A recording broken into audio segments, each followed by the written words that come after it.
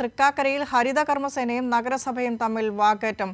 എന്താണ് ഹരിതകർമ്മസേനയുടെ ആവേശം? ഒപ്പം നഗരസഭയുടെ നിലപാട് എന്താണ് ഈ വിഷയവുമായി ബന്ധപ്പെട്ട്?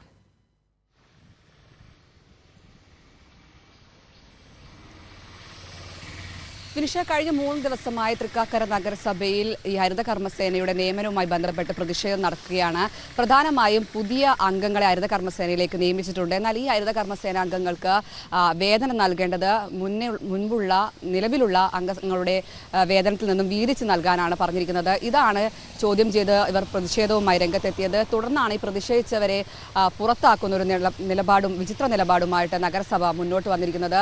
ഇതിന്റെ അടിസ്ഥാനത്തിൽ ഈ പിക്കപ്പ് വാഹനങ്ങളുടെ ഓട്ടോയുടെ താക്കോൽ കൈമാറാൻ നഗരസഭയ്ക്ക് കൈമാറാൻ പറഞ്ഞിരുന്നു. എന്നാൽ ഇത് തങ്ങൾ കൈമാറില്ല, സെക്രട്ടറിയുടെ നിർദ്ദേശമുണ്ടെങ്കിൽ മാത്രമേ ഇത്തരത്തിൽ തങ്ങൾ ഈ താക്കോൽ കൈമാറൂ എന്നാണ് നഗരസഭ ജീവനക്കാർ പറഞ്ഞത്. ഹരിതകർമ്മസേന ജീവനക്കാർ പറഞ്ഞത്. ഇതിന്റെ അടിസ്ഥാനത്തിലാണ് ഇപ്പോൾ പ്രതിഷേധം നടന്നത്. ഇന്ന് ഇതുമായി ബന്ധപ്പെട്ട് 3 മണിക്ക് യോഗം ചേരാനിരിക്കുകയായിരുന്നു ഈ പ്രശ്ന പരിഹാരവുമായി ബന്ധപ്പെട്ട്.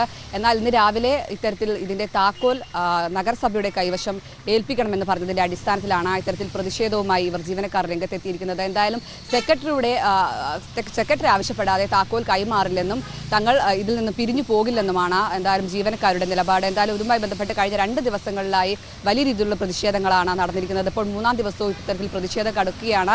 എന്തായാലും നഗരസഭ ഹരിതകർമ്മസേന അംഗങ്ങൾ ഇത്തരത്തിൽ പ്രതിഷേധം കടുപ്പിക്കുകയാണെങ്കിൽ നഗരത്തിലെ മാലിന്യ ശേഖരണം വലിയ രീതിയിൽ പ്രതിസന്ധിയിലാകും. എന്തായാലും ഇതെല്ലാം തന്നെ നഗരസഭയുടെ മുന്നിലുണ്ട്. എന്തായാലും പ്രശ്നം ഉടൻ പരിഹരിച്ചില്ലെങ്കിൽ പ്രതിസന്ധി ഗുരുതരമാകും. വിനിഷ. ശരി അർച്ചന, വ്യക്തമാണ്. തൃക്കാക്കര നഗരസഭയിൽ ഹരിതകർമ്മസേനയും നഗരസഭയും തമ്മിൽ വാക്കേറ്റം. ഹരിതകർമ്മസേന ഉപയോഗിച്ച പിക്കപ്പ് ഓട്ടോകളുടെ താക്കോൽ നഗരസഭ ആരോഗ്യ വിഭാഗം വാങ്ങാൻ ശ്രമിച്ചതാണ് പ്രതിഷേധത്തിന് ഇടയാക്കിയത്. അർച്ചന മനോജാണ് വിശദാംശങ്ങൾ നൽകിയത്.